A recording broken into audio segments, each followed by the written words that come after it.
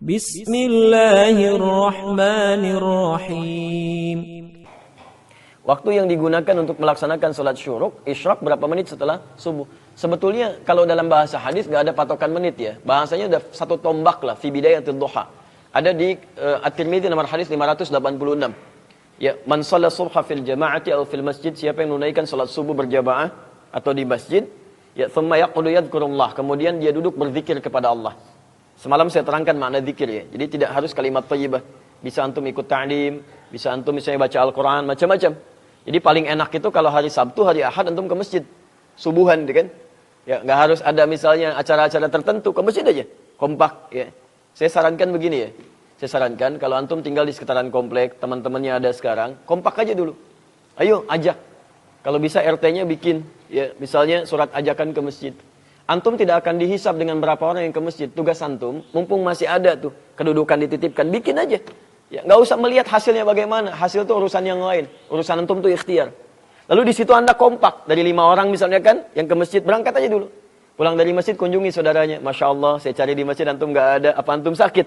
Masya Allah, bawa buah ke situ gitu kan, bawa bubur. Besoknya dia datang tuh. Begitu datang kunjungin lagi yang lain. Masya Allah, tadi dicari di masjid nggak ketemu. Apa antum sakit? Masya Allah, kasih buah di situ kan. Besoknya datang lagi sampai sekomplek tuh. Nanti kalau sudah sekomplek ke masjid, satu orang ke masjid udah nggak enak pak. Ya kalau nggak percaya silakan praktekkan. Pulang ke komplek antum, kompak dari 5 orang aja gitu. Nggak ada teman satu, kunjungin ya. Malamnya beli buah dulu kan ke situ. Masya Allah, antum nggak ada di masjid tadi. Apa sakit, ya kan? Nanti udah besoknya datang sendiri tuh ke masjid. Ya, besok dia yang bawa buah gitu kan? Masya Allah, ada di masjid semuanya ini buahnya, kan? Alhamdulillah. Baik ya. Jadi kemudian teman-teman sekalian, itu bisa dicoba ya. Kalau anda praktekkan lebih jauh dan Masya Allah. Taib. Kemudian dia berzikir. Ya, misal ikut ta'lim, kan gratis tuh, seperti sekarang. Ta'lim subuh dan sebagainya, nggak kerasa gitu kan. Ada yang baca Quran dan sebagainya. Thumma yaqulu yadhkurullaha, kemudian dia duduk berzikir kepada Allah. Thumma yusalli raka'ataini fi bidayatil duha. Kemudian dia bangkit menunaikan salat 2 rakaat di awal waktu duha. Kapan awal waktu duha itu? Awalnya, lihat, jika mulai bayangan itu sudah 1 tombak pergerakan matahari, ramhan ya, ramhan itu 1 tombak, 1 tombak. Jadi kalau sudah masuk 1 tombak bahasa hadisnya, maka sudah masuk ke awal duha. Pergerakannya kalau matahari pas tepat di tempatnya, ini disebut masyrik, tempat terbit timur. Kalau sudah mulai bergeser, pergeserannya disebut isyraq. Posisinya disebut dengan syuruk. Jadi ketika awal matahari mulai bergeser disebut dengan bidayatul duha, awal duha. Awal duha, pergeserannya disebut dengan isyraq. Posisinya syuruk. Jadi syuruk itu sebetulnya nama lain dari salat duha yang ditunaikan di awal waktu. Karena duha nanti dibagi 3 bagian. Ada awal waktu, pertengahan waktu, akhir waktu. Nanti kalau sudah masuk ke ragam salat sunnah Nabi, saya terangkan, saya turunkan dalilnya. Beserta faidahnya. Itu manfaatnya macam-macam dan beda-beda di situ. Beda-beda. Ada yang bisa pengganti tasbih dari 360 persendian kita. Ada yang bisa pengganti, penghilang daripada musibah umum yang harus dialami. Ada yang bisa melapangkan rezeki. Ada yang salatnya awabin, penggugur dosa dan sebagainya. Macam-macam.